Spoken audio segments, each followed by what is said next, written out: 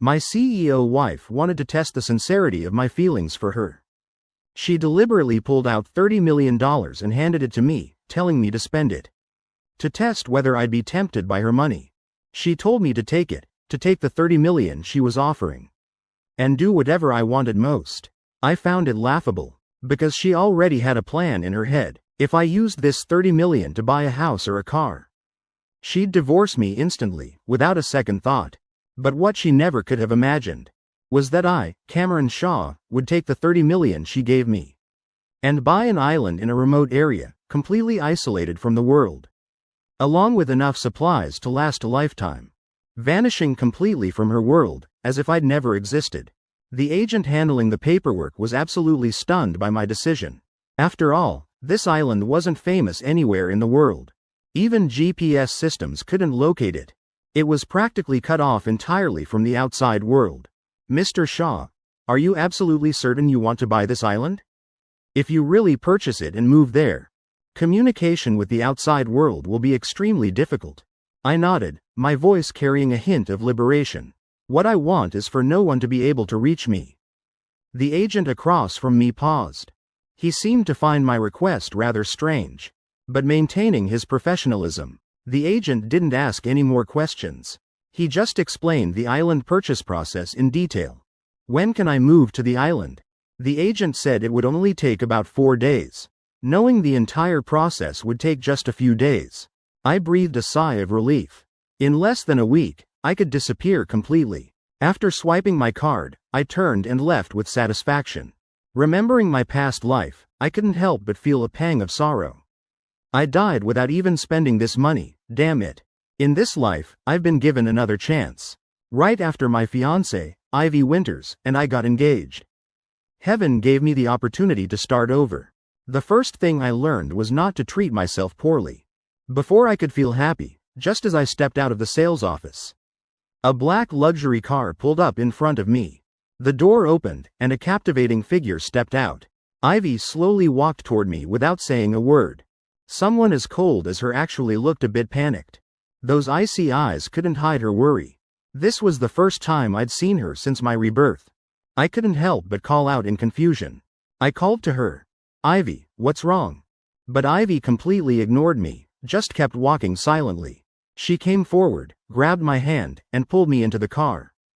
Then she said, Cameron, come with me quickly. Something's happened to Trevor. I fell helplessly into the back seat. My head hit the edge of the seat with a thud. Ivy lowered her head, staring intently at her phone screen, completely ignoring me. The car sped down the road, stopping at the hospital entrance. Before the car had fully stopped, she was already urgently pulling me toward the blood transfusion room. Not until I was sitting across from the nurse, watching the needle pierce my vein, did I hear Ivy's explanation. Trevor accidentally fell down the stairs and needs a blood transfusion to save him. Don't worry, we won't need to draw too much blood this time. Before I could respond, I was slapped hard across the face. You little shit, where were you? How many times have I told you? You must always stay close to your brother. Never leave his side. My cheek burned like fire. The pain made tears spring to my eyes immediately. I looked up at my furious mother before me, unable to say a word. My father beside her embraced my mother, his eyes looking at me also full of anger. Are you deliberately trying to worry us? If anything happens to Trevor, I'll skin you alive. And my sister, Hannah, didn't even bother to look at me. Suddenly she spoke up, in my opinion, we should chain him up, to keep him from running around. This was my family. For my brother. They wished they could tear me apart. Just because I disappeared for less than an hour. The only person on my side was Ivy, who only showed gentle concern for Trevor. Stop making noise, don't interfere with Trevor's blood transfusion. Who cared about me? I was nothing more than Trevor's mobile blood bank. I was born into this world only because Trevor had a blood disease since childhood. Severe clotting disorder, requiring regular blood transfusions. My parents, wanting to save Trevor, had me as a living blood tube. Since childhood, I'd been a blood bag, frequently having blood drawn, my wrists covered in needle marks. No one loved me. My parents only saw me as a tool. My sister only had Trevor as her real brother in her heart. I was forever the extra one. Only one person was good to me. And that was Ivy. The Winters and Shaw families had been close for generations. Ivy was slightly older than Trevor. I had to call her my senior.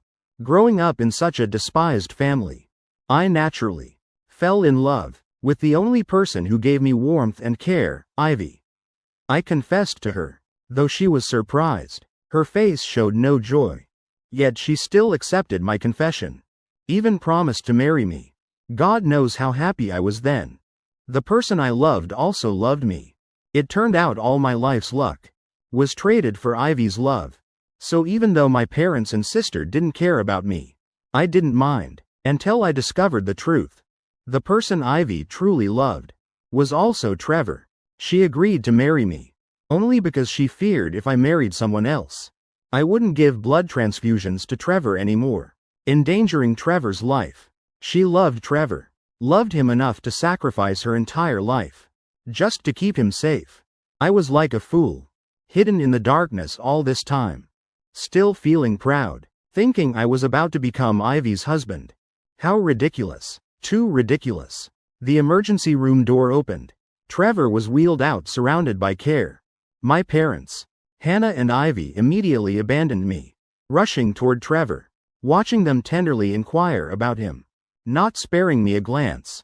I only felt nauseous. I laughed bitterly at myself, fighting against the dizziness before my eyes, rolling up my sleeve, then standing up and leaving.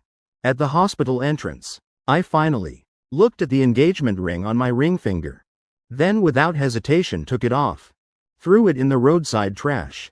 If everyone loved Trevor, and no one loved me, then I would love myself. After each blood transfusion for Trevor, I always needed several days of rest to recover. This time was no exception. These past few days, the Shaw family had all been at the hospital caring for Trevor, leaving only me alone at home. I was holding a glass of water, stepping out of my room, when I saw Ivy and Hannah supporting Trevor, carefully helping him into the living room, the two of them attending to his every need. Hannah glanced at me coldly, her gentle gaze instantly becoming sharp and callous. Lounging at home all day, refusing to do anything, living without any backbone, not even a single proper hobby. Besides those worthless paintings, what can compare to Trevor? Most of my time was spent giving blood transfusions to Trevor. The remaining time was barely enough for me to rest. And you dare talk about hobbies in front of me? Did I have time to cultivate them like Trevor? And those paintings she scorned were the only dreams in my mundane life. Yet she trampled them mercilessly. I'd heard such words too many times, but each time still made my heart ache. Ivy glanced at me, as usual, coming to my rescue. Cameron must be exhausted from yesterday's blood transfusion. His body hasn't fully recovered yet, right? Hearing Ivy say this, Trevor immediately showed understanding. It's fine. Everyone, don't make things difficult for Cameron. Let him rest properly. Hannah glared at me with pure hatred, clearly extremely dissatisfied with my attitude. Trevor, why do you care about him? Whatever he does for you is only natural. After all, he was born into this world for you. You're really too kind. As long as you're happy, his existence has meaning. Such blunt words made my heart ache once again. In that instant, it felt like hundreds of sharp needles piercing my chest. During dinner, everyone treated Trevor like a treasure. My parents constantly served him food. Hannah even carefully removed fish bones before placing them in his bowl. The entire table of food was all Trevor's favorites. They completely ignored my existence. I lowered my head, eating silently. Suddenly there was a piece of squid in my bowl. I looked up at Ivy beside me, then looked at the squid in my bowl. The corner of my mouth curved into a bitter smile. How difficult for her at this moment, still remembering to play the role of my lover. After dinner, my parents brought up my wedding with Ivy. Trevor put down his chopsticks, resting his chin on his hand. Mom, Dad, I've been feeling very weak lately. I'm afraid I won't be able to attend Cameron and Ivy's wedding, but I really want to witness their happiness. How about postponing the wedding? Wait until I'm better to hold it? Everyone knew in this house His requests were always granted. Yet he still pretended to look troubled, acting understanding. My parents and Hannah, of course, immediately agreed.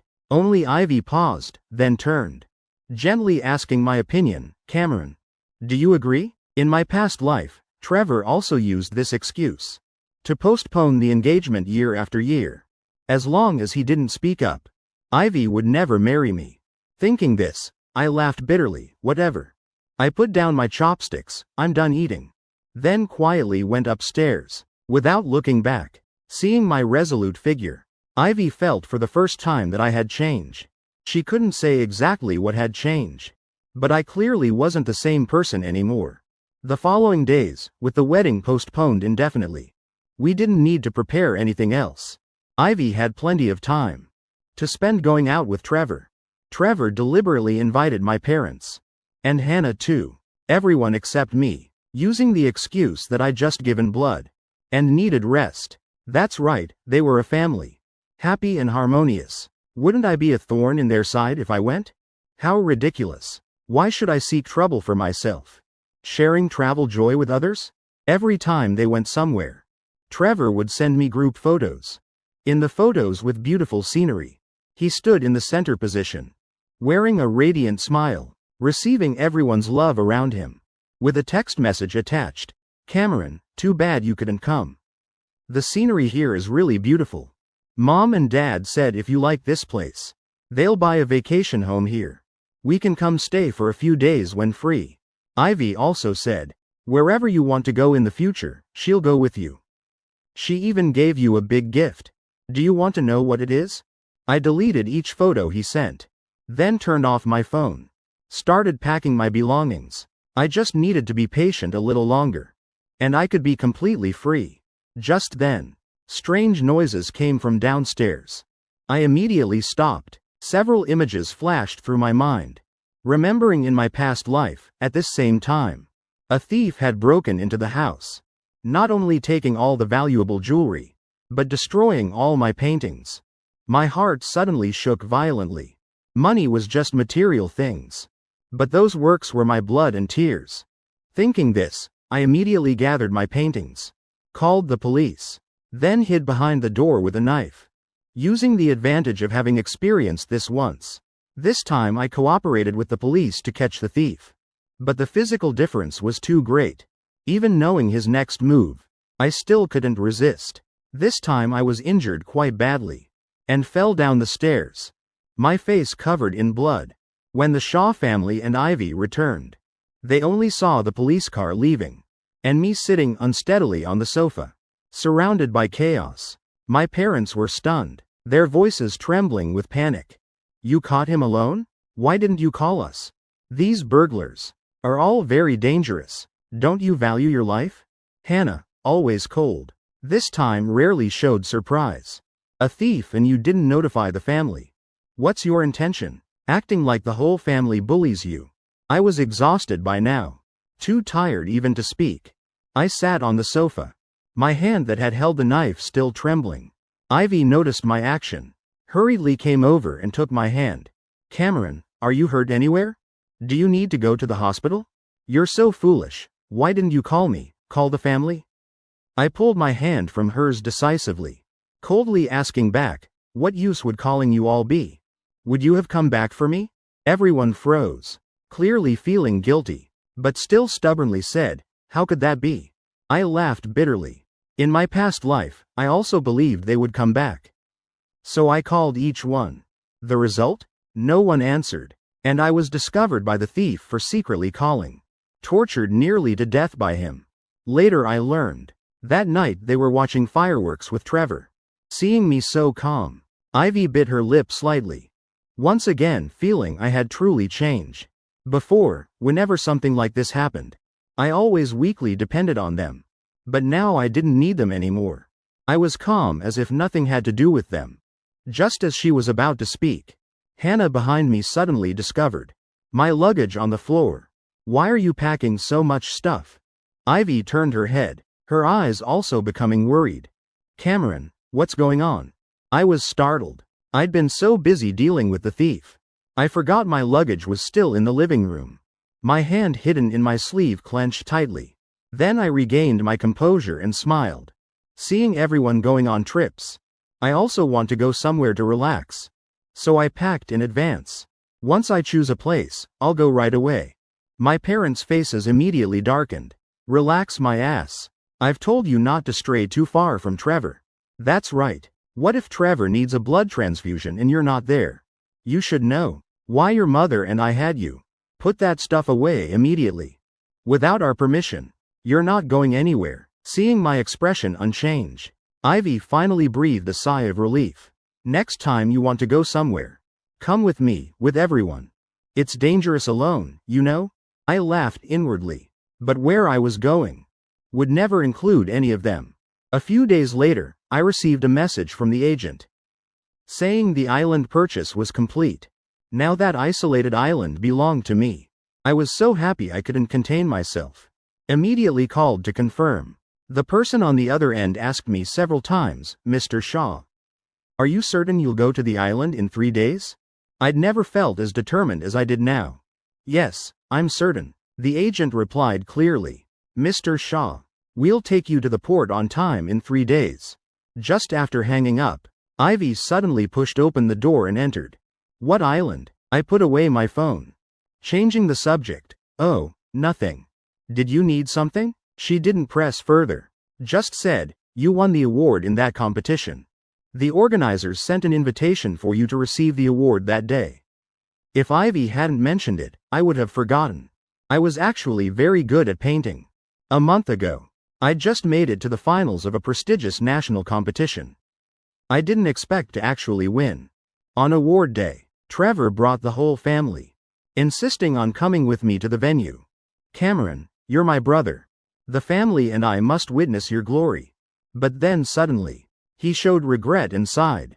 If only I could win an award too. Unfortunately, my health is poor. I don't have time to learn painting. But it's fine. You winning is like me winning. I didn't respond. But a bad feeling rose in my heart. The award ceremony began. Finally came time to announce the gold medal. I sat below the stage, so nervous I was drenched in sweat. This award was very important to me. It was recognition of my work and affirmation from industry professionals. The host took out the award list, his face suddenly showing confusion, but quickly returned to normal, announcing, let's congratulate the gold medal winner. Congratulations to Trevor Shaw. The audience below immediately buzzed. Everyone had never heard this name, beginning to whisper, who's Trevor Shaw? A newcomer to the field? Don't know. I clearly heard. This gold medal was supposed to go to the young talent Cameron Shaw. I sat frozen for a long time before reacting, just about to stand and question the organizers. I was pulled down hard by Hannah Shaw. Then she whispered in my ear, I contacted the organizers an hour ago to let Trevor receive the award. Trevor likes the feeling of being honored. From now on, all your works will be published under Trevor's name. I turned back in disbelief. My parents were looking at Trevor on stage with proud eyes. Turning back, they only glanced at me casually. Don't be petty with your brother. It's just one award. Ivy's face was dark. All attention focused far away, where Trevor shone on stage. No one noticed my deathly pale face. At that moment, I felt cold to the bone.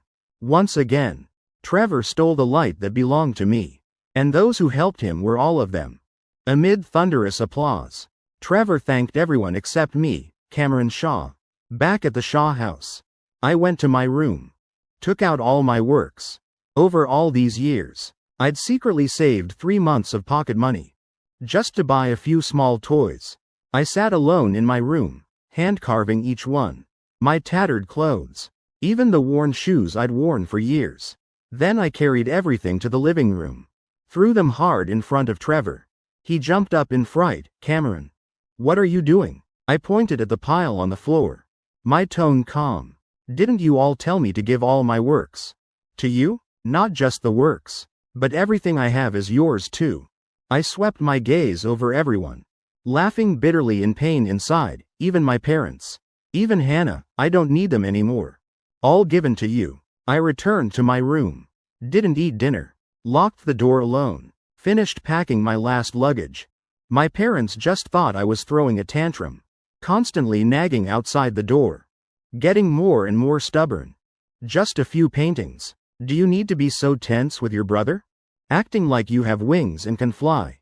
Amid everyone's reproaches, Ivy gently knocked on my door. Cameron. Don't be angry anymore. Come out and eat something, okay? I turned to look at the door. Feeling choked up inside, but my eyes remained dry. Outside, Hannah irritably pulled Ivy away. Ivy. Don't bother with him, he likes being dramatic. Let's see how many meals he can skip. I laughed because tomorrow I would leave. The next day I deliberately woke up very early. Unexpectedly, the Shaw family had already left. Checking my phone, I learned. At dawn yesterday, they'd taken Trevor to nearby Mount Crane Temple to pray for blessings. I heard that temple was very spiritual. You had to climb the mountain on foot to reach it, and hang prayer cards before sunrise. No wonder they left so early. Turns out they wanted to pray for Trevor's blessings. On social media, everyone posted an update. Photos showing people and prayer card contents. All about Trevor. My father wrote, "May my son Trevor Shaw have peace and happiness all his life." My mother wrote, "My precious baby. May all your wishes come true. May all that comes true belong to you." Hannah wrote, "May brother Trevor live peacefully without worries all his life." Only Ivy didn't post Trevor's photo. Just posted the text on her prayer card. May everyone be safe. May the spring breeze blow forever. In my past life, Ivy had hung many prayer cards on this tree. Someone who never believed in deities, yet went to this temple every year to pray. Just because her cards had the word Shaw on them. I always thought the person she prayed for was me. Not until before I died did I learn. Behind each of those cards was written Trevor Shaw's name. Turns out all these years of my self-delusion were just a farce. Fortunately, heaven gave me a chance to start over. And this time I'm completely awakened. Won't repeat the same mistakes. My phone chimed with a message notification. It was from the support agent, Mr. Shaw. Welcome to the isolated island. Please proceed to the airport immediately. Staff will be there to receive you. Wishing you every day on the island goes smoothly as desired, without worries or troubles. I smiled and closed my phone. Then placed on the table a document. Severing parent-child relations. That I'd prepared long ago. Before leaving, I suddenly remembered something. Stopped. Took off the necklace I was wearing. It was a gift Ivy gave me after my successful confession. A family heirloom of the Winters clan. She said, whoever wore this necklace would be her husband. The future master of the Winters family. But now, I had no interest in being any master anymore. I placed the heirloom on top of the severance document. Pulled my luggage, opened the door and left. Just then my phone rang continuously. I stopped, but still took it out to look. The screen showed over a dozen missed calls. From Dad, Mom, Hannah and Ivy. I opened the group chat. A series of messages appeared immediately. Cameron. Trevor accidentally slipped and fell on the mountain. Lost too much blood. Come to the hospital quickly to give Trevor a transfusion. Within half an hour, you must be at the hospital immediately. If anything happens to Trevor, it's all your fault alone. I stood frozen for a moment. Then expressionlessly pressed leave group. Then blocked each person one by one. From now on, I was no longer Trevor's blood bag. No longer my parents' second son. No longer Hannah's brother, nor Ivy's fiancé. I was just myself. I turned back, for one last look, at the house where I'd lived for over 20 years. Then pulled my suitcase. Without looking back, got in the pickup car. The car sped away, leaving only a broken SIM card on the ground. In the hospital, Trevor lay on the bed. His face pale as paper. Lips without any color. Eyes tightly closed. Brows furrowed, as if drowning in endless pain. My parents were worried sick. Hannah stood aside constantly calling. Trying to reach me, but on the other end, only a cold voice rang out. The number you have dialed cannot be reached. Ivy stood to the side. Her eyes showing darkness. She took out her phone to call someone. Speaking briefly. Find me someone with RH blood type. Bring them to the hospital immediately. Whatever the price. After speaking, she hung up. Walked to Trevor's bedside, her eyes full of worry and tension. After the blood transfusion, Trevor's face gradually gained some color. My parents and Hannah breathed a sigh of relief. Ivy still looked at Trevor with eyes full of concern and worry. She said, "Trevor, rest well. I'll go check on Cameron." Ivy hurried back to the Shaw house. As soon as she entered, she sensed something different. Entering the living room, she saw on the table a document severing blood relations and the family heirloom necklace. Her face immediately went pale. She picked up the document, seeing my signature at the bottom. Her hands couldn't help trembling. My parents and Hannah had also just arrived. Seeing what was on the table, everyone was stunned. My mother reacted first. She tore the paper to pieces, loudly cursing, "This ungrateful child dares to do this?" My father's face also turned pale, saying he must be throwing a tantrum, wanting to cut ties with the Shaw family and break the engagement with the Winters family. How dare he make such a big scene? My mother said, "Let him be. I want to see how he survives without us. He'll probably slink back in a few days." Hannah beside her also coldly snorted, "Exactly. He clearly wants attention. I think he deserves a lesson. Just ignore him. We should go to the hospital to watch over Trevor now. He really picks his timing, throwing a tantrum right when Trevor has an accident. If anything happens to Trevor, I definitely won't forgive him." With that, the entire Shaw family immediately left. Only Ivy clutched the necklace tightly in her hand, feeling uneasy inside. Was Cameron really just throwing a tantrum? Would he come back in a few days? He would come back, right? We haven't had our wedding yet. I love him so much, he'll definitely come back, she repeated to herself. Then tucked the necklace into her chest, hurriedly leaving the house. After that, she paid no more attention to my matters. The Shaw family and Ivy rushed back to the hospital. Just reaching Trevor's room door, they heard Trevor's voice inside, as if talking on the phone. Pretending to fall off the mountain this time was exhausting. To drive him away, I've spent so much effort. Fake fainting, fake falling downstairs. Last time I even deliberately hit the gas instead of the brake and crashed into him, but he still stubbornly wouldn't leave. Good thing this time worked, finally drove him away. No one competing with me anymore. I don't need to pretend to be weak anymore. Hearing this, everyone was struck as if by lightning, standing frozen in place. How could Trevor do such things? They always thought he was a weak, innocent person. Never expected it was all a scheme. My parents and Hannah immediately burst into the room. Everyone's faces dark. Trevor saw them. His face immediately went white. The phone fell with a thud to the floor. "Trevor, why did you do this?" My mother asked with a trembling voice. Her eyes filled with disbelief. Trevor rushed over, grabbing them with a trembling voice. "Mom, Dad. Hannah, I was wrong. I was just afraid of losing everyone's love. Originally I was the only son to my parents, the only brother to Hannah. But then Cameron was born. I was just afraid he'd steal everyone's love from me." Hearing those words, my parents roared in fury. "How ridiculous. He was born for you. We've never loved him more than you. We've even spoiled you more. Can't you see that? Yet you still pulled these tricks." Hannah was also trembling with rage. "That accident, we thought it was unintentional. He was covered in blood. Yet we only worried about comforting you. Now you say it was deliberate. Trevor, you've disappointed us so deeply." Seeing my parents and Hannah all furious, Trevor immediately changed his attitude, gripping their hands tightly, desperately saying, "I didn't mean to. I swear this is the last time. I know I've disappointed everyone. But Mom and Dad love me most. Please forgive me. When you can't sleep, when you have headaches, I'm the one who makes aromatherapy to help you relax. Hannah, during that earthquake years ago, I risked my life to save you from the rubble." A flicker of wavering appeared in Hannah's eyes. My parents also showed hesitation. Trevor turned to look at Ivy, his face full of grievance. "Ivy, you love me, don't you?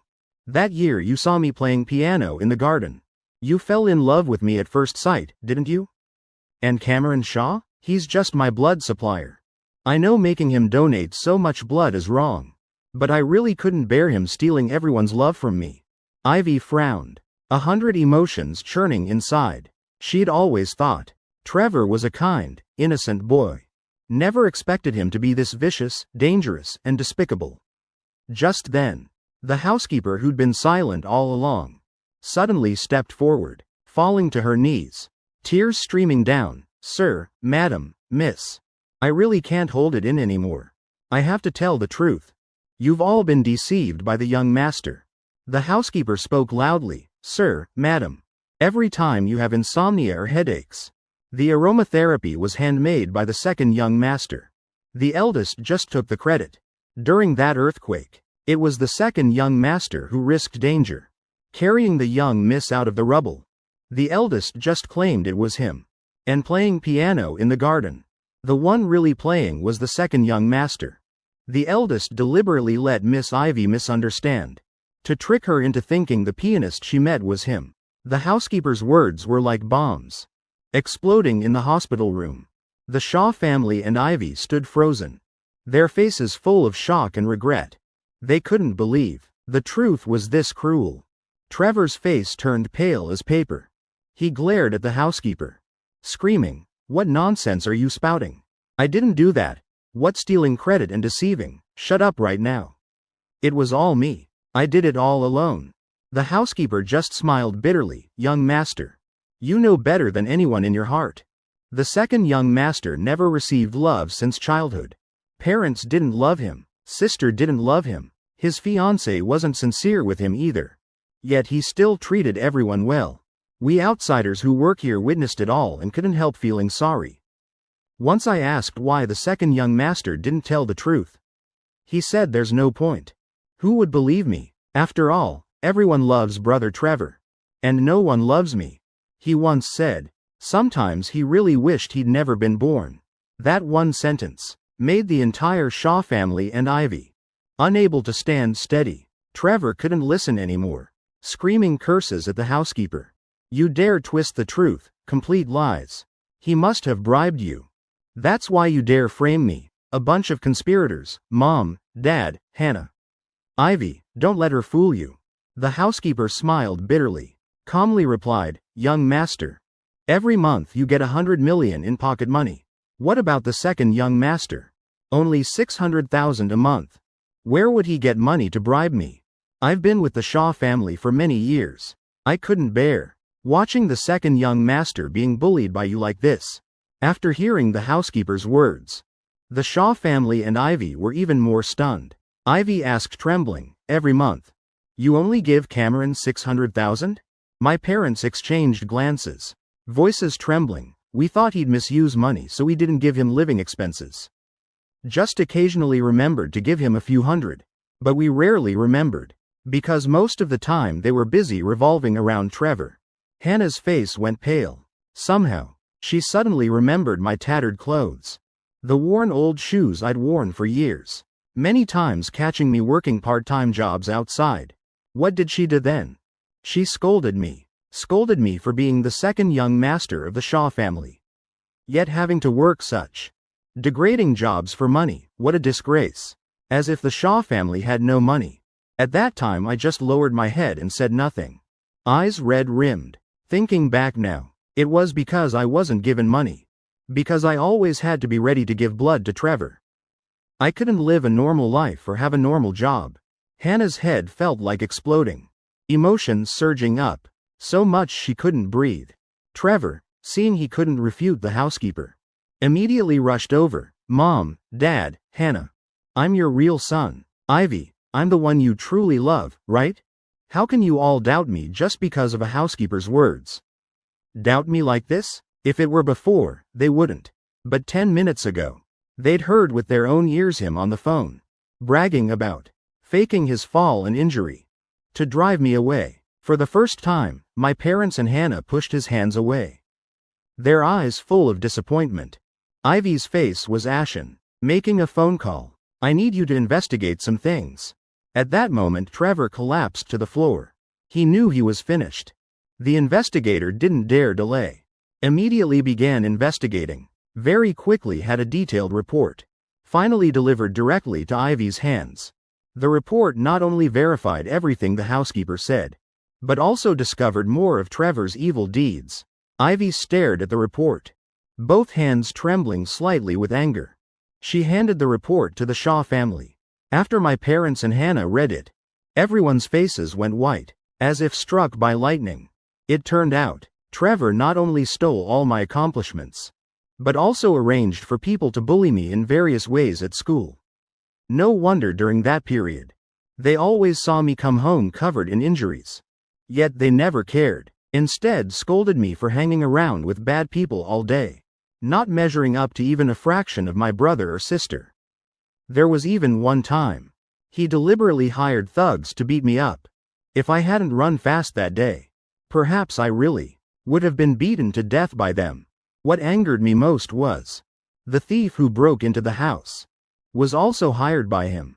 His purpose was to want me dead. My parents spoke up, "You bastard." My parents never imagined the obedient son they were proud of and lovingly pampered could do such insane things. Hannah was also filled with extreme regret when she looked at Trevor. Her eyes burned with anger. "Trevor, Cameron is your brother. How could you do such things?" Seeing everything was beyond salvation, Trevor turned hostile. He burst into maniacal laughter. "That's right.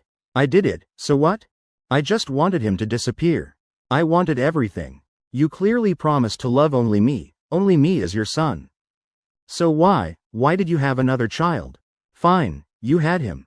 Wasn't he born to give me blood transfusions? But why did he beg for your love? Who gave him that right? Why did he do so many things for you all? Don't you see everything he did made me look more useless? And you, Ivy, I clearly liked you first. Why was the first person you met when you returned him instead? Why that day? Was he playing piano in the garden? Why him and not me? Making you fall in love at first sight, then asking around about who was playing. How could I let the person I like fall for someone else? Of course I had to do everything to make things return to me. Ha ha ha ha." His laughter echoed throughout the hospital room, making everyone's skin crawl. The entire Shaw family and Ivy looked at him with hateful eyes, as if he were a demon from hell. "Trevor, you'll pay for everything you've done," Ivy said coldly. But Trevor didn't care at all. "What can you do to me? I'm the eldest young master of the Shaw family. You dare touch me?" At this moment my father stood up. "From today, you're no longer the eldest young master of the Shaw family. We officially sever our father-son relationship." Trevor's eyes widened in shock, not expecting my father to be so decisive. "Dad, Mom, Hannah, I can't lose everything. I still have a blood clotting disorder. If I'm kicked out of the Shaw family, no longer the eldest young master, how will I live?" He tried desperately to plead, but my family had completely given up on him. No one cared about what he said. Ivy turned and left the hospital room. She wanted to find me, to tell me the whole truth, and ask for my forgiveness. It turned out the person she truly loved was me. But how she'd treated me all these years perhaps didn't need to be said, because I knew the whole truth about why she approached me. That's why I decided to leave, even returning the family heirloom. It was all her fault. Why was she so blind? Why didn't she find out the truth clearly? She was clearly just one step away from happiness. No matter what, she couldn't lose me again. After discovering she couldn't reach me, Ivy used every connection she had, nearly turned the entire city upside down, just to find any trace of me, but still found no news. Her eyes held only exhaustion and worry. Each time she couldn't find me was another time her heart was torn apart. My parents and Hannah were also extremely worried, waiting by the phone day and night, hoping for any news about me. My mother did nothing but cry all day, blaming herself that it was all our fault. We forced Cameron to leave. If we'd discovered Trevor's scheme earlier, if we'd treated Cameron better sooner, our son wouldn't have left. My father was also full of remorse and regret. His hair turned white overnight. The glory of the past was gone. Only an old, haggard father remained. Hannah ran around like a headless fly looking for me, asking everyone if they'd seen her brother, but only received disappointing head shakes. As time passed, everyone grew more desperate. Yet they became more determined. Ivy began expanding the search area. If not in the city, then nationwide. If not in the country, then worldwide. My parents posted my photos on every street corner, hoping some kind person would provide clues. Hannah posted missing person notices all over social media, clearly describing my features and disappearance circumstances, describing everything in the most detail possible. But it was all like stones thrown into the sea. One day, a private detective called, saying in a remote town, someone seemed to look like me. Ivy immediately drove there, her heart pounding on the way, both hopeful and afraid of disappointment. When she arrived, following the detective's address, she found a place, but it was just a misunderstanding. That boy just had a similar build from behind. When he turned around, the hope in Ivy's heart completely collapsed. When she returned home, my parents saw her disappointed expression. The last bit of hope in their hearts also vanished. My mother collapsed to the ground, sobbing uncontrollably. My father just sat silently in a corner, hands holding his head, tears silently falling through his fingers. Hannah clawed hard at the sofa, screaming in despair, "Cameron, where are you? Why punish us like this?" Just when everyone wanted to give up, Ivy suddenly remembered I once said, my biggest dream was to paint freely, in a place separated from the world, living a peaceful life. A thought suddenly flashed in her mind. Could I have gone to live on a remote island? Ivy immediately regained her spirits. She began investigating all isolated islands. After a difficult search process, finally discovered some clues. On a remote island, she brought my whole family, hurriedly setting off for that island. When they set foot there, the beautiful peaceful scenery filled them with hope. Hoping to find me on this island, everyone split up to search for my figure. Ivy's heart pounded loudly in her ears. Her palms were already drenched with sweat. Finally, under the lush green coconut trees, they saw a familiar back. That person was intently painting, as if the world around didn't exist. Ivy walked over trembling, her voice shaking as she called, "Cameron." My body trembled slightly. I slowly turned around, seeing the entire Shaw family and Ivy.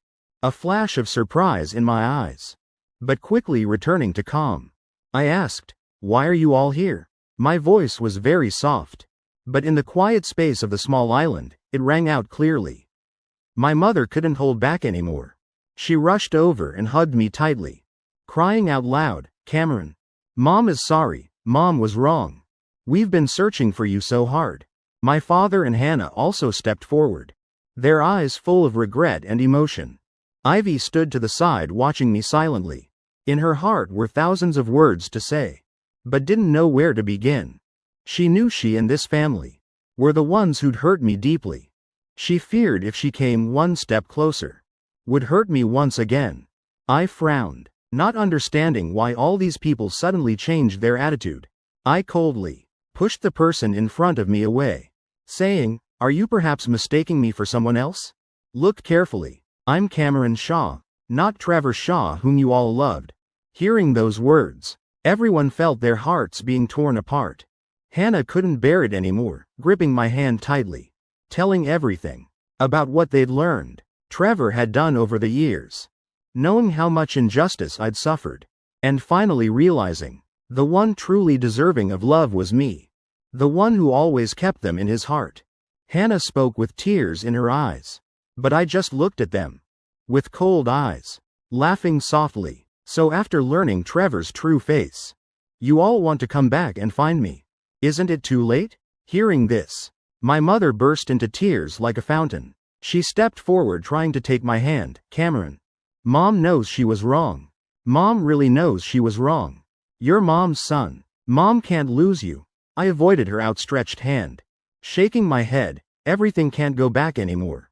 Here I have a new life, and a new family." My father's eyes widened in surprise, asking, "New family? Cameron, what do you mean?" I calmly said, "A few days ago, I saved a couple, and a woman by the seashore. They're a family, grateful that I saved their lives. They adopted me as their son, their brother. This family truly loves me. These past days, they've treated me like their own, giving me the love and warmth I've never had. Ivy's heart tightened hearing this. Cameron. You don't know who they are.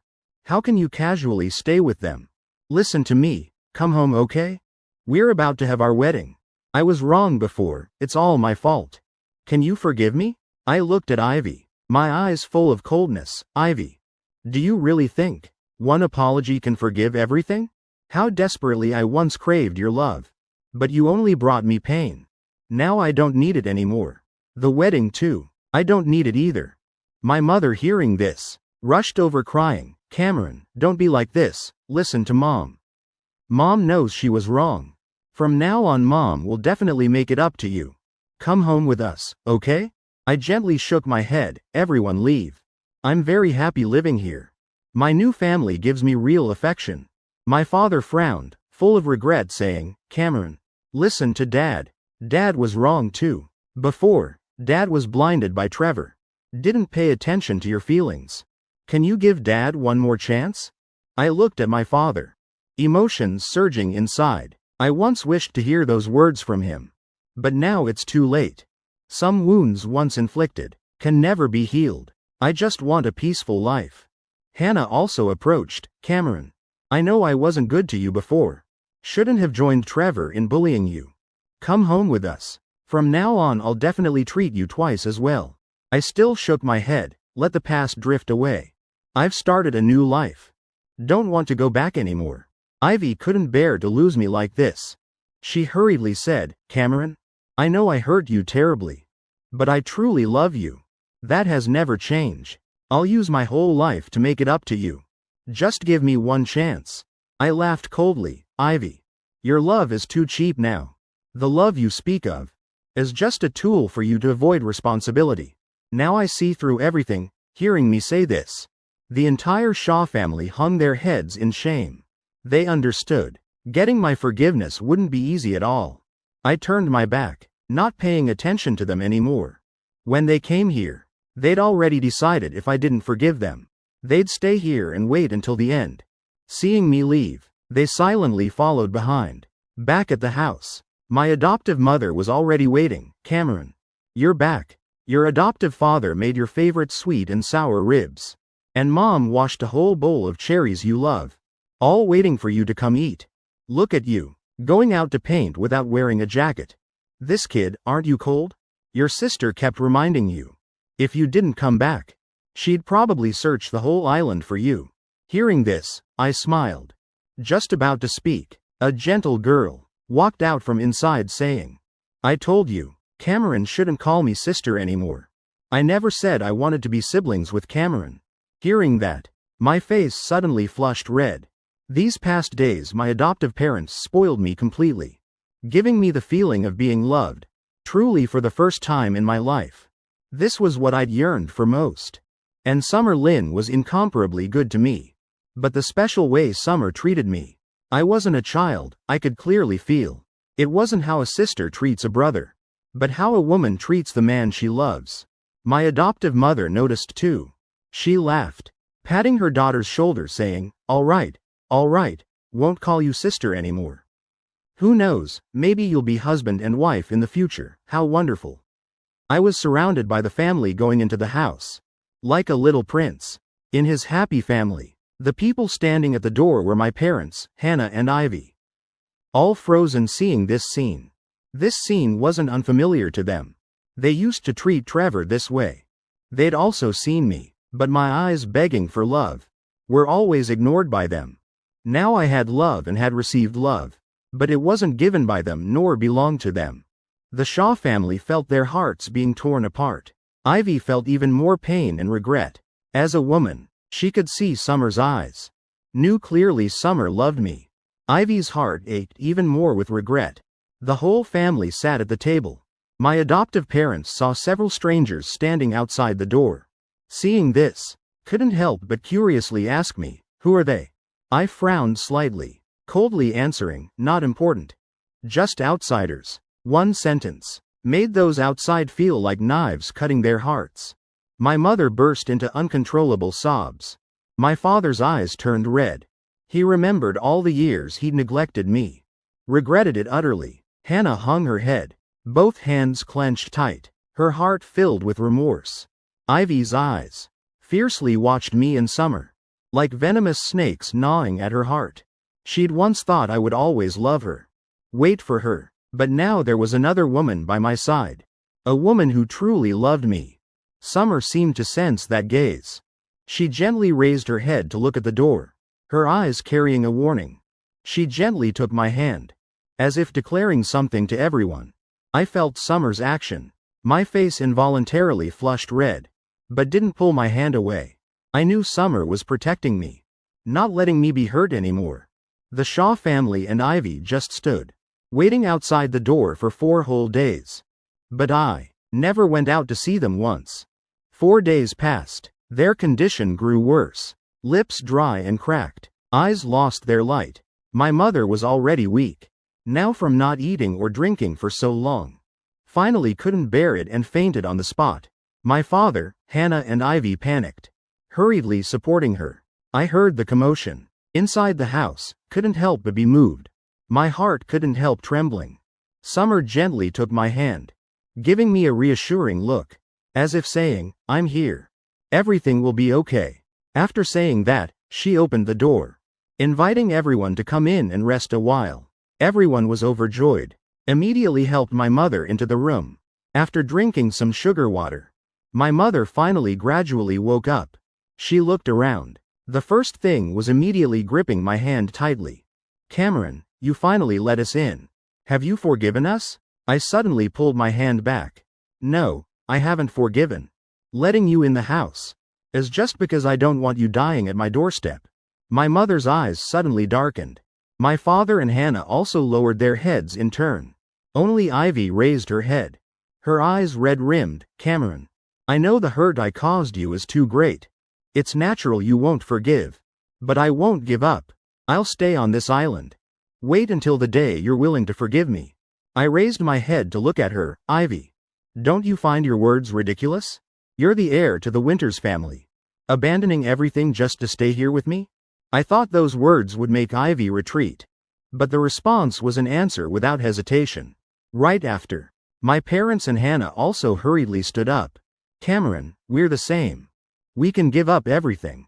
Just hoping you'll forgive. But can't you come back to the Shaw family with us?" I shook my head and sighed. "I can't go back with you. If you want to stay, then stay. I've decided to leave this place. Originally I came to this island to cut all ties, not relating to anyone anymore. But now I've thought it through. I've met adoptive parents who saved me. And Summer too. Yesterday Summer said, her family has many matters to handle, needs to return and wants to take me along. At first I hesitated, but then my adoptive parents and Summer said if I didn't go, they'd stay here too. Seeing them willing to give up everything for me, I smiled. Where we go doesn't matter. What matters is being with the people I want. Therefore, I've decided to leave the island with my adoptive family and Summer." Hearing my decision, Ivy felt very uncomfortable. She didn't expect, just because of one word from Summer, I was willing to leave. While they stood outside for 3 days and nights, couldn't even get one word of forgiveness from me. At that very moment, her heart ached sharply. She vaguely realized, perhaps Cameron would never belong to her again. But she refused to believe that. She hurriedly said, "Cameron, wherever you are, we'll be there." 3 days later, I with my adoptive parents and Summer left the island. Right after was the Shaw family and Ivy following. Just off the plane, I got into the Lin family's car. The Shaw family and Ivy tried to follow, but were stopped by Summer. "Sorry, private residence doesn't welcome guests." They wouldn't give in. Moreover, not having rested for days, let alone winning me over, they didn't even have strength to talk. Perhaps thinking there would be many chances later. This time they finally didn't follow anymore. From the words and gestures of the Lin family, I knew they weren't ordinary people. But entering the door I was still stunned. I had thought, the Shaw and Winters families were already the pinnacle. Never expected the Lin family to be like a castle. I was dazzled by the luxurious scene before me. Soaring high ceilings, glittering crystal chandeliers, exquisite wall paintings, and priceless antiques, all displayed the Lin family's wealth and their noble status. My adoptive father smiled and said to me, "Cameron, from now on this place is your home. No need to be formal. Just treat it as your own home." My adoptive mother kindly took my hand, leading me to tour each room. Summer walked silently beside me, her eyes full of gentleness and love. I suddenly remembered something, then turned to look at my adoptive parents. I heard the world's richest person is also surnamed Lin. My adoptive parents and Summer looked at each other, their eyes all full of warmth. Finally, Summer took my hand and smiled. "Cameron, we really didn't mean to hide it from you. It's just the Lin family is always watched. Before, though you saved us. But we didn't know who you were. So we couldn't tell you the truth." "That's right, you guessed correctly. We are the world's richest family." I was stunned, speechless, unable to believe just one rescue had saved such a family. I hurriedly stepped back several steps. "Mr. Lin, Mrs. Lin. Before, I truly didn't know your identities. If I'd known earlier, I definitely wouldn't have agreed to be your adopted son. Now you're safely home, so I'll take my leave." I hurriedly turned to leave, but just as I lifted my foot, was hugged tightly by Summer. "Cameron, Mom and Dad can't be apart from you anymore. Is it appropriate for you to leave like this?" My adoptive parents also hurried over. "That's right, Cameron. No matter who we are, you're still our adopted son.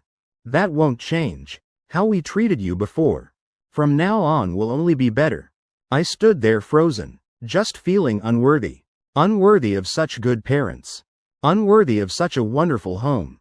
Thinking about the recent investigation into my background, both my adoptive parents and Summer fell silent. Summer took a deep breath, then gently said, "Cameron, you're the best man in this world. You deserve the very best things." I asked doubtfully, "Really?" The three of them nodded firmly in unison. My eyes reddened. "All right. I've decided to stay." The days living at the Lin mansion, I felt like I was floating in a sweet dream, wrapped in endless love and care. My adoptive parents always took meticulous care of me. Every morning, they prepared my favorite breakfast. Summer was always by my side.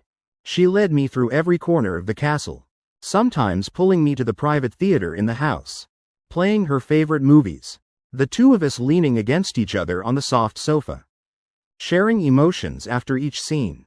When I said I wanted to continue painting, the Lin family immediately supported me. My adoptive father specially built a spacious, well-lit art studio, equipped with all the most modern painting equipment, filled with tools and the most expensive paints in the world. My adoptive mother traveled everywhere finding paintings by famous artists for me to study and appreciate. They even invited renowned art teachers to tutor me privately. Summer always accompanied me in the studio. We spent peaceful, beautiful afternoons together. She quietly watched me paint intently, her eyes overflowing with love. The Lin family also frequently held grand parties, inviting many famous figures from high society. Each time like this, they proudly introduced me to everyone as the son of the Lin family. At those parties, I gradually became more confident and open. My handsome appearance and talent began to shine before the crowds. Summer always held my hand tightly, giving me an incredible sense of security.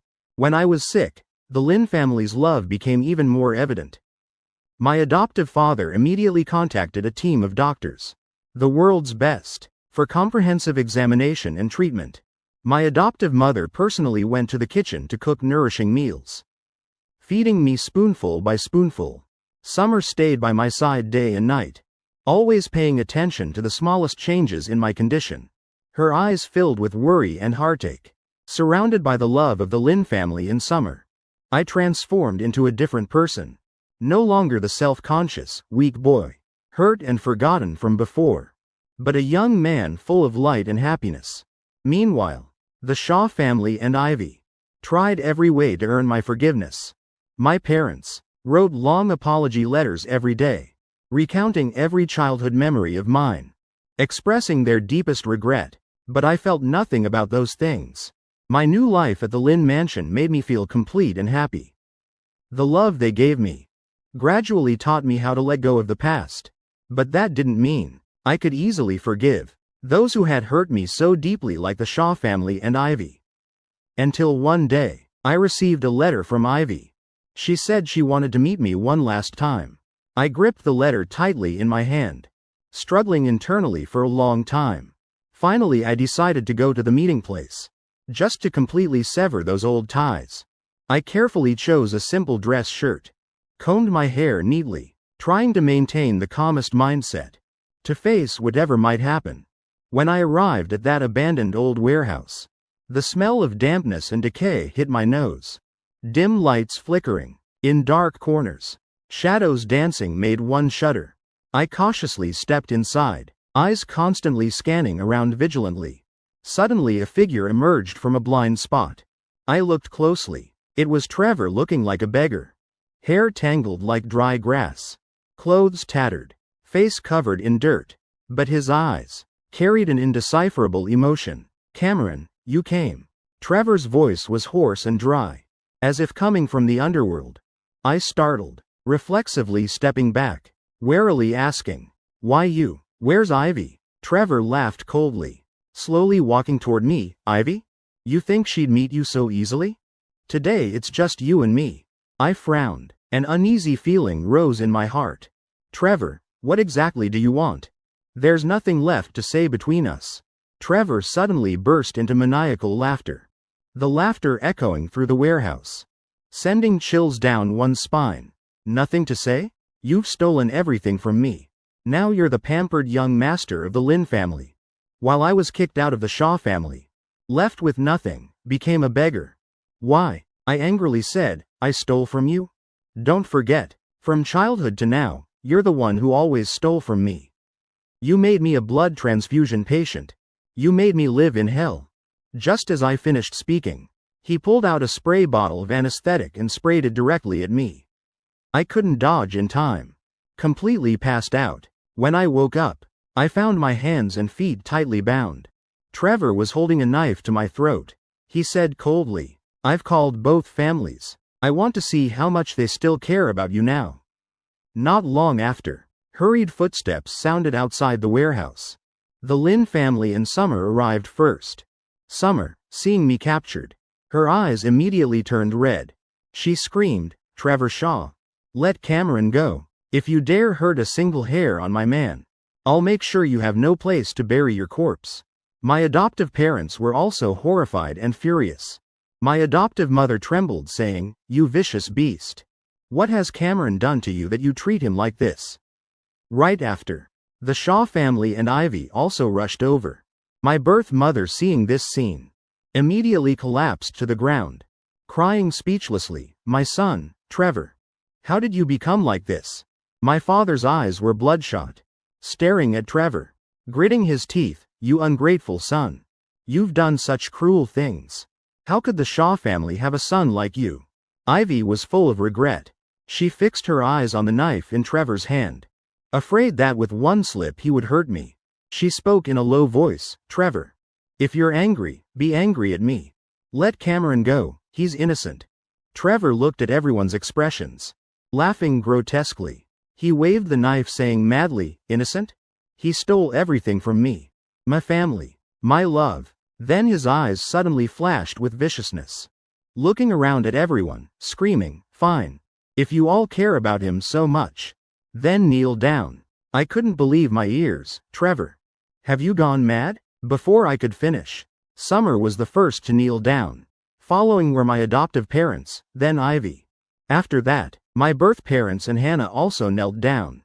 Everyone knelt, just hoping he would spare me. Seeing this scene, I stood frozen. But Trevor wasn't satisfied. Instead became even more deranged. "You all love him this much? Willing to kneel before me for him? What about me? Dad, Mom, Hannah, Ivy? Wasn't I the one you loved most before?" He looked at each person in the Shaw family and Ivy in turn, eyes full of pain and madness. "And the Lin family, aren't you the noblest bloodline? The richest family in the world? Yet you kneel for someone like him. Why, why?" Summer shouted, "So what if we kneel? As long as you let Cameron go. I'd die if needed." My birth father looked at his deranged son, voice choked, "Trevor, we used to love you very much. But look what you've done. Hurting Cameron time after time. Your heart is now filled only with hatred. My mother cried and begged, wake up, son. Don't continue making mistakes. Hurting Cameron. You'll never find happiness either. Hannah angrily gritted her teeth saying, Trevor. You weren't like this before. What was it, what made you become like this? Ivy also screamed. Trevor, don't sink any deeper. Cameron is innocent. Let him go. But Trevor wouldn't listen. He suddenly stopped, smiling a bizarre smile, pressing the knife to my throat, then dragging me toward the door. A moment later, he pulled out a remote control. Don't even think about leaving.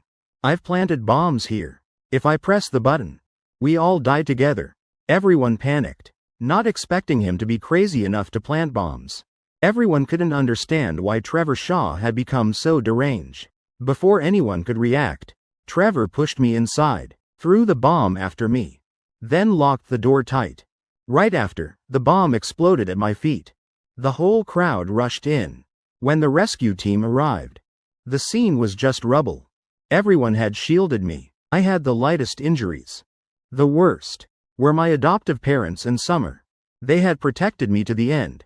I held them in my arms, regret and terror surging through me. I wailed like my guts were being torn out. Dad, Mom, Summer. Everyone wake up quickly. The group was quickly taken to the hospital. My adoptive parents and Summer had lost too much blood. Needed urgent transfusions. I immediately volunteered to donate. But my blood type didn't match. I was in utter agony. Finally, Ivy stepped forward. She said she and Summer had the same blood type. Following that, my birth parents and Hannah also stepped up. We have the same blood type as your adoptive parents. The Shaw family and Ivy sat in place giving blood, watching their blood flow drop by drop into the bags. Their hearts were tormented in 100 ways. I stood not far away, eyes only looking toward the emergency room. I didn't glance at them once. At this moment I paid no attention to anything else. In my head, my mind only worried about the Lin family's survival. Regarding the Shaw family and Ivy's actions, I seemed not to notice at all. My father looked at my back. The pain in his arm couldn't compare to the pain in his heart. He remembered when Trevor was sick in the past. He also worried, keeping vigil by the bedside. While I only knew to cry silently beside them, he never glanced at me once. Now, all roles reversed. He finally felt what it was like to be abandoned. My mother bit her lip, tears about to fall. Before, she carefully chose every gift for Trevor, but never noticed my expectant eyes. Now seeing my coldness, she could only feel regret. Hannah frowned tightly, heart full of remorse. She remembered the times she and Trevor bullied me. Each painful image appeared crystal clear. My coldness now was like a knife stabbing straight into her heart. Ivy's face was dark, remembering all the hurt she'd caused me. Her heart was full of guilt. She looked at me, just hoping I'd turn and look once. Even just one glance. But my eyes were completely fixed on the Lin family. Everyone understood. This was the karma fate had arranged. Having once abandoned me, now everyone was being left behind. After a long while, finally the emergency room door opened. The doctor came out, announcing the surgery was very successful. The Lin family had all passed the critical period. I was so happy I burst into tears. I rushed forward, gripping the doctor's hands tightly, constantly saying thank you. The Shaw family and Ivy, hearing this news, also breathed a sigh of relief. They stepped forward, wanting to share this joy with me. But I turned my back following the nurse into the hospital room, not sparing them a glance. In the hospital room I stayed beside the Lin family, meticulously caring for them. Summer woke up. I painfully hugged her tightly to my chest. She felt the warmth in my arms. The worry in her heart gradually dissipated, while the Shaw family and Ivy stood outside the hospital room, watching me being intimate with the Lin family, their hearts full of emptiness. My birth mother couldn't help but burst into tears. What exactly do we have to do for him to forgive us? Dad and Hannah also said nothing. They all understood. Getting my forgiveness wouldn't happen overnight. But now they had no time to lament, because they had one most important thing to do. 3 days later, a major event shocked River City. The Shaw family, personally handed over their eldest son, Trevor Shaw, to the police. When making that decision, my birth parents went through terrible internal struggle. They watched Trevor Shaw being taken away by police. My birth mother couldn't help covering her face and crying. Ivy's face was full of pain. Her eyes filled with helplessness and determination. They had once pampered Trevor Shaw so much. Never expected he'd go down a path of no return. When I heard this news, my heart was conflicted. But only for a moment. Because from when I decided to leave, I had made up my mind. There would be no more connection with the Shaw family and Ivy. After the Lin family was discharged, their health gradually recovered. One day I mysteriously told Summer I wanted to take her somewhere. She was full of curiosity. Under my guidance, we arrived at a garden decorated like a dream. The garden bloomed brilliantly with flowers, petals drifting in the wind, leading to a stage filled with colored lights and balloons, surrounded by her favorite pink roses, flower fragrance wafting through the space. She looked at everything before her in surprise. Before she could react, gentle music played. I walked up to Summer, knelt on one knee, holding a bouquet of brilliant red roses, looking at her deeply. From the moment we met, my world completely changed. You're the brightest light in my life. I love you and want to use my whole life just to protect you. Summer Lin, will you stay by my side? Summer looked into my sincere eyes. She felt the deep feelings in me. She was about to speak. Just then, hurried footsteps sounded, breaking the romantic atmosphere. Everyone turned to look, only to see Ivy running over breathlessly, her eyes full of worry and longing. She looked at me intently, quickly approaching me and Summer, looking at me with a trembling voice. Cameron, I know I did many wrong things before, but I've always tried to change. I realize I can't be without you. My feelings for you have never changed. Please give me one chance to make up for past mistakes. The atmosphere immediately became tense. Summer looked at Ivy warily, then said, Ivy, Cameron is very happy now. Please don't disturb him anymore. What you did before already hurt him too much. I looked at the two girls before me, my heart in turmoil. My mind involuntarily returned to the past. Once I loved Ivy to madness, devoted everything to her, but got hurt and betrayed time after time in return.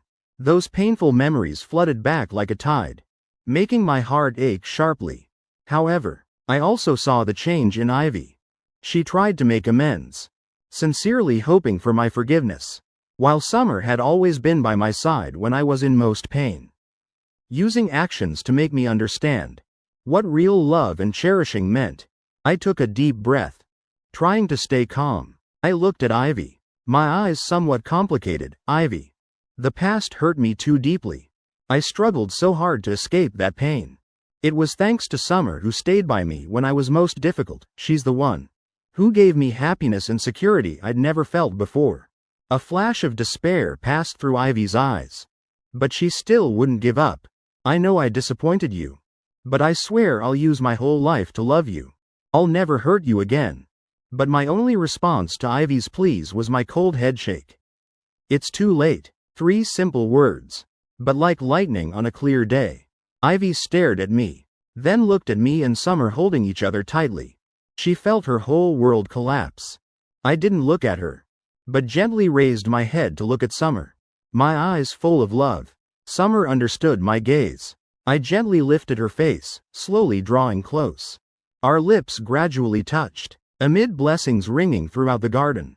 We kissed deeply. This kiss wasn't just a confession of feelings, but also the period ending the painful past. Ivy, witnessing this scene, hurt to the point of suffocation.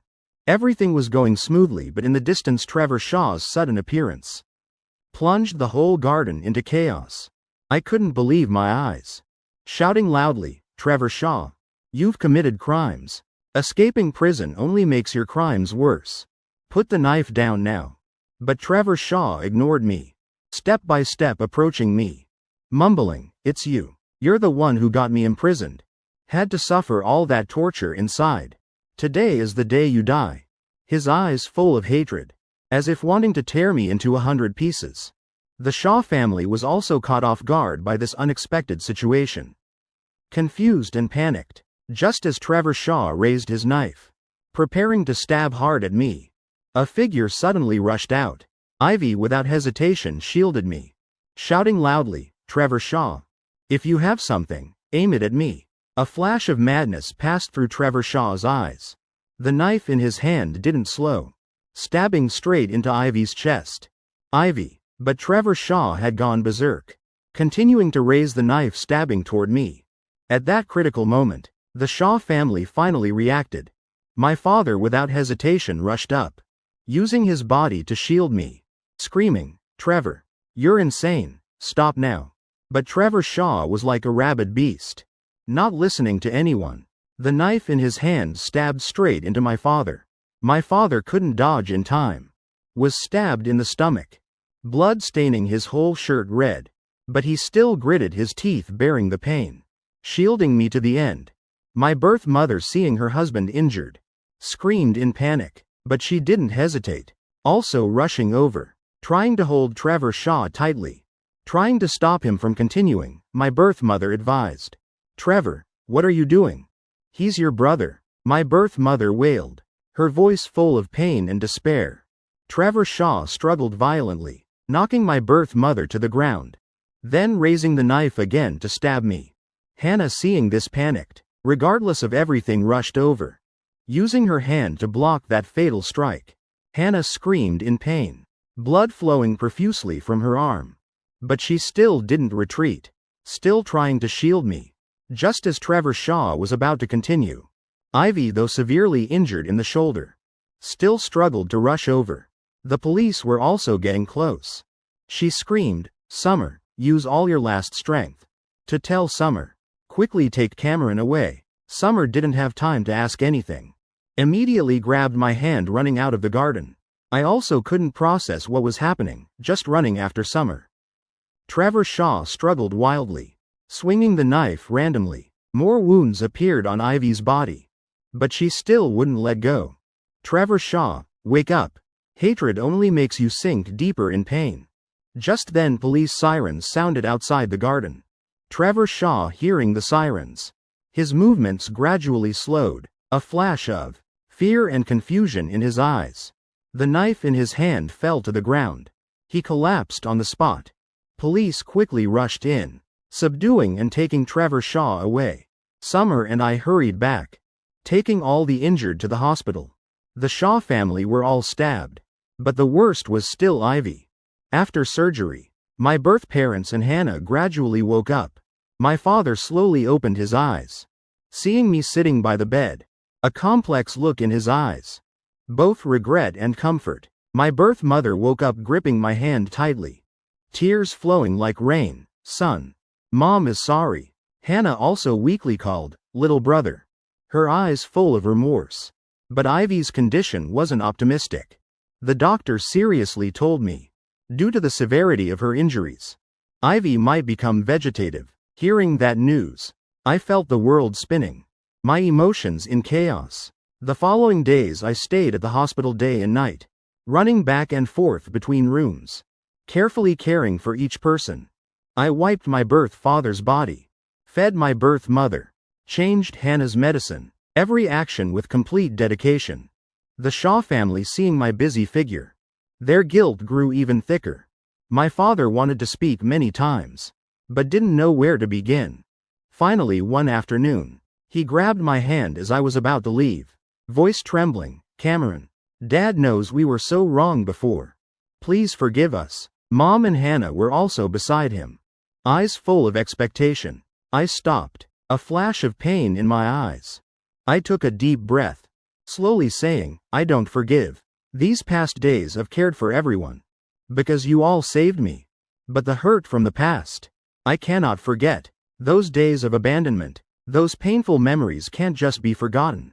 The Shaw family, hearing this, felt like hammers hitting their hearts.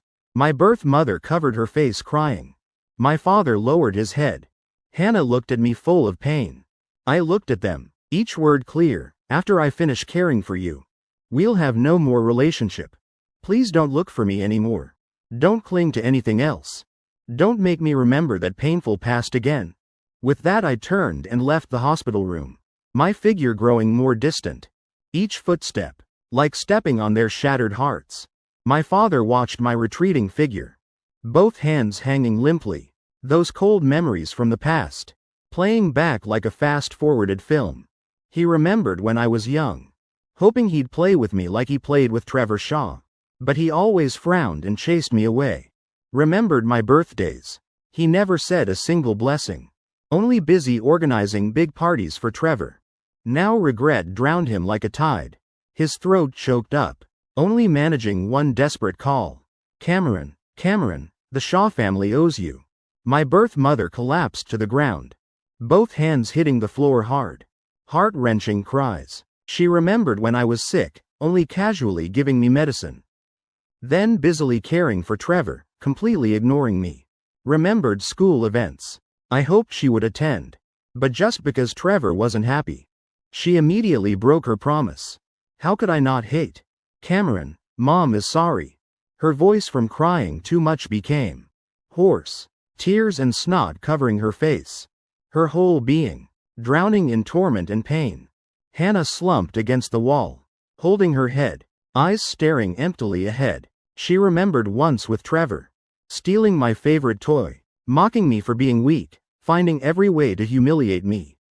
At school she also didn't want to lose face before friends because of me, so she deliberately distanced herself from me, isolated me, those memories like knives stabbing her heart, making me unable to ever forget.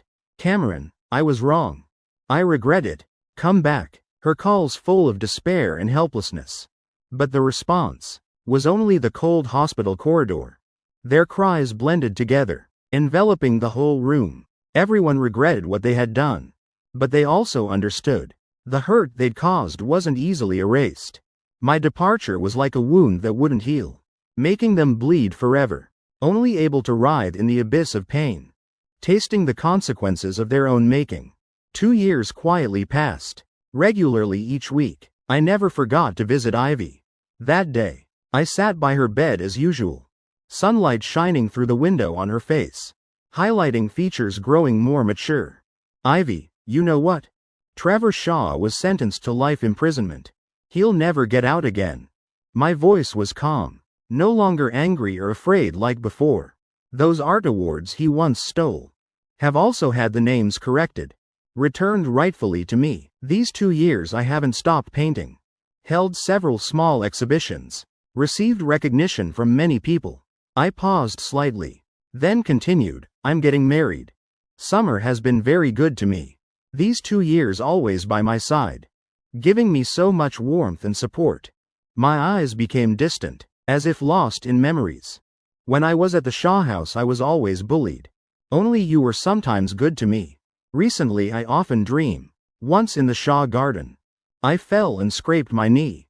It hurt so much tears fell. The adults didn't pay attention, or just glanced over, not bothering with me. Then went back to Trevor's matters. Only you hurried over, gently blowing on the wound, eyes full of worry, gently saying, Cameron, don't cry. I'll take you to apply medicine.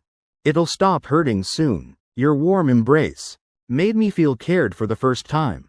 That's why I relied on you so much. Then gradually fell in love with you.